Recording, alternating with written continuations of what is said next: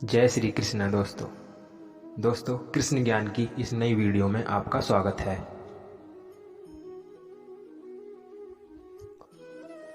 दोस्तों, भगवान कृष्ण की इस प्रेरक कहानी से आपको बहुत कुछ सीखने को मिलने वाला है, इसलिए कहानी को अंत तक सुनें। तो चलिए बिना समय गवाए कहानी को शुरू करते हैं। एक हरा भरा चरागाह था जहां भगवान श्री कृष्ण की गाय चरा करती थी। आश्चर्य की बात यह थी कि उस चरागाह में अन्य कोई अपने पशु लेकर नहीं जाता था।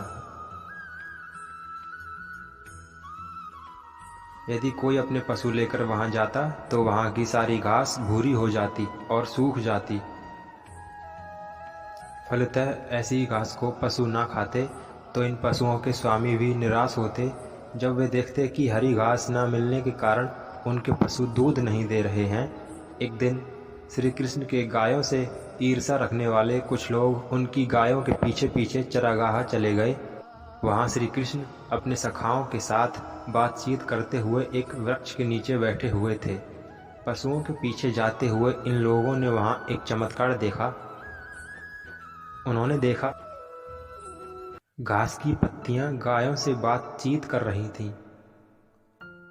प्यारी गाय, हमें खाओ, हमें चबाओ और हमारे दूध को मक्खन में बदल दो, ताकि यशोदा और गोपियां श्री कृष्ण के सामने उसे खाने के लिए अर्पित करें। घास की पत्तियों की बातें सुनकर गाय भी बड़ी उत्सुक हुई और उनसे बोली, हम कितनी घास खा सकते हैं? तुम तो बड़ी जल्दी उगती हो। घास की पत्तियों ने इस तथ्य को स्पष्ट करते हुए कहा, हम इस तरह उगकर अपनी जड़ तक पहुंचना चाहते हैं। हम इतनी जल्दी उगकर यह चाहते हैं कि श्री कृष्ण के लिए हम अर्पित हो जाएं, हमारा जीवन शीघ्र ही समाप्त हो जाए और फिर बाद में हमें जीने की आवश्यकता ना हो। यही कारण है कि हम श्री कृष्ण की गायों की प्रतीक्षा करते हैं, क्योंकि श्री कृष्ण गौशाला में अपनी प्रत्येक गाय का दूध पीते हैं। श्री कृष्ण की गायों का पीछा करने वाले लोग पहले स्तब्ध रह गए, किंतु बाद में उन्हें बोध हुआ, हे परमेश्वर, हमें भी घास की हरी भरी पत्तियां बना दो। हम अपने को बिना किसी भेदभाव के आपके श्री चरणों में पूर्णतः समर्पित कर देंगे। आप हमारे कर्मों की जड़ों पर इस तरह प्रहार करें कि जीवन के उपवन या चरागाह की हमें फिर कोई आवश्यकता ना पड़े।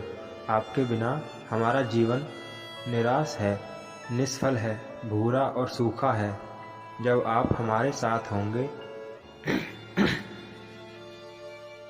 निराश है, निष्फल है, भूरा और सूखा है। जब आप हमारे साथ होंगे तब हम हरे भरे प्रकाशमान होकर आपके श्री चरणों में विनयावनत हो जाएंगे।